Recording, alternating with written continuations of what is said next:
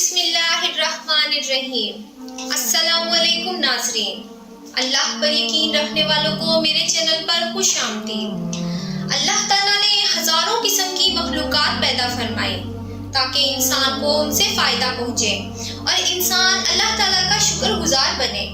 اس مادی دنیا کے علاوہ بھی انسان کے لیے اللہ تعالیٰ نے دل بہلانے والی مخلوقات کو پیدا فرمایا ہے تاکہ دنیا کی تکالیف اور مصائبوں اور آزمائشوں سے تھکا ہارا بندہ جس نے اللہ کے حکم کے آگے تمام تر خواہشات کو قربان کر دیا، وہ مخلوق بطور انعام عطا کیا جائے۔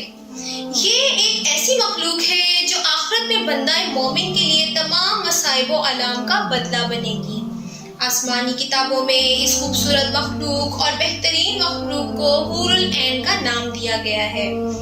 لفظ حور جمع ہے حورا کی، اور حور اس عورت کو کہا جاتا ہے جو جوان، حسین و جمیل، سفید رنگ والی، انتہائی سیاہ آنکھوں والی ہوگی۔ قرآن مجید میں کئی مقامات پر حوروں کا ذکر ملتا ہے۔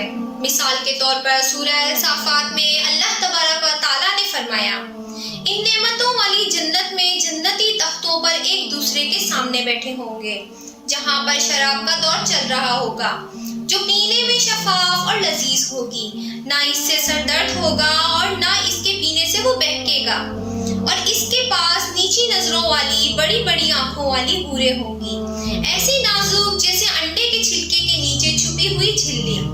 اسی طرح حوروں کے بارے میں اللہ تعالیٰ نے سورہ رحمان میں ارشاد فرمایا، وہاں یعنی جنت میں نیچی نگاہ والی حوریں ہیں جن کو ان سے پہلے کسی جن و انس نے ہاتھ نہیں لگایا، وہ ایسی ہوں گی جیسے چمکتے ہوئے ہیرے اور موتی۔ حور ایک ایسی جنتی مخلوق ہے جسے دنیا کی مثالیں دے کر سمجھنا اور سمجھانا انتہائی مشکل کام ہے، کیونکہ جسے اب تک نہ کسی انسان نے دیکھا اور نہ چھوا ہے، اور جنت میں یہ مخلوق مومنوں کے لیے انعام اور بدلہ ہوگی۔ روایات میں نبی کریم صلی اللہ علیہ وسلم کے ارشادات میں یہ بات واضح ہے کہ حوروں کی آنکھیں اس موتی کی طرح ہوں گی جو سیپی میں ہو اور اس کو کسی نے ہاتھ نہ لگایا ہو۔ اللہ تبارک و تعالیٰ نے حور العین کو زعفران سے تخلیق فرمایا ہے۔ اللہ تبارک و تعالیٰ ان کے چہروں کو نور اور جسموں کو ریشم کا لباس پہنائے گا، اور ان کے جسم حیران کر دینے والے ہوں گے۔ اگر حوروں کی جسمانی بناوٹ کی بات کی جائے تو احادیث اور روایات سے پتہ چلتا ہے کہ حور کو پاؤں کی انگلیوں سے گھٹنوں تک زعفران سے بنا دیا گیا ہے، سینے سے گردن تک چمکدار عنبر سے بنایا گیا ہے، گردن سے سر تک کا حصہ سفید کافور سے تخلیق کیا گیا ہے، اور ان کے سر میں خوشبودار کسوری کی بالی ہے۔ جب وہ سامنے آتی ہیں تو ان کا چہرہ بہترین نور سے چمکتا ہے جیسے دنیا والوں کے لیے سورج چمکتا ہے، اور ان کے کمر کا اندرونی حصہ لباس اور جلد کی باریکی سے دکھائی دیتا ہے۔ کوئی حور اپنی ہتھیلی کو آسمان اور زمین کے درمیان ظاہر کر دے تو تمام مخلوقات اس کے حسن کی دیوانی ہو جائے گی، اور اگر وہ اپنا چہرہ ظاہر کرے اس دنیا میں تو اس کے حسن سے آسمان و زمین کے درمیان موجود تمام چیزیں جگمگا اٹھیں گی۔ ایک روایات کے مطابق جنت العدن اور جنت الفردوس کے درمیان میں ایسی حوریں موجود ہیں جو جنت کے غلاف سے پیدا کی گئی ہیں، اور یہ حوریں نہ کبھی سوتی ہیں اور نہ کبھی حاملہ ہوں گی۔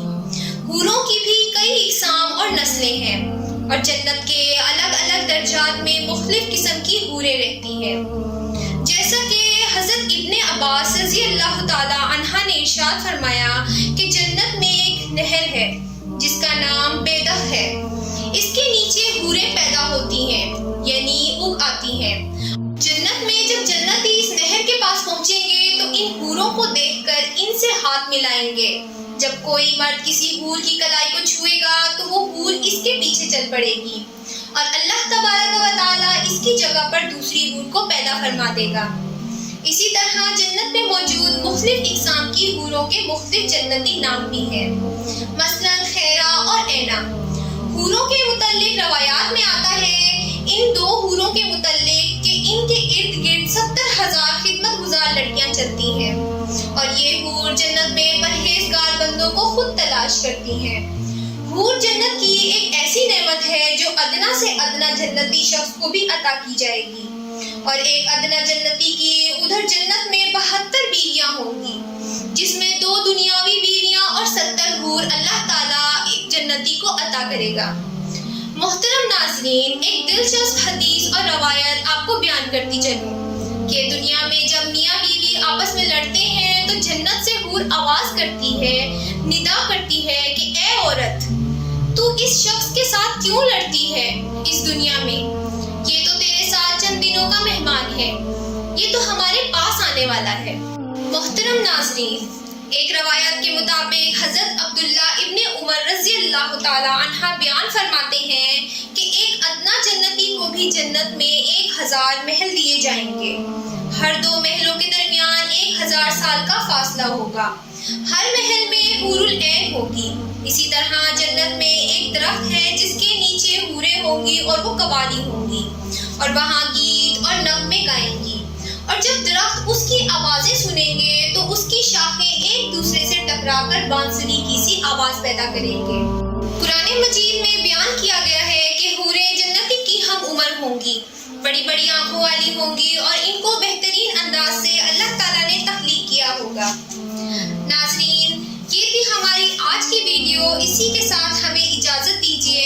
امید ہے آپ کو ہماری ویڈیو اچھی لگی ہوگی، اگر اچھی لگی ہو تو لائک کر کے ہمارے چینل کو سبسکرائب کر دیں۔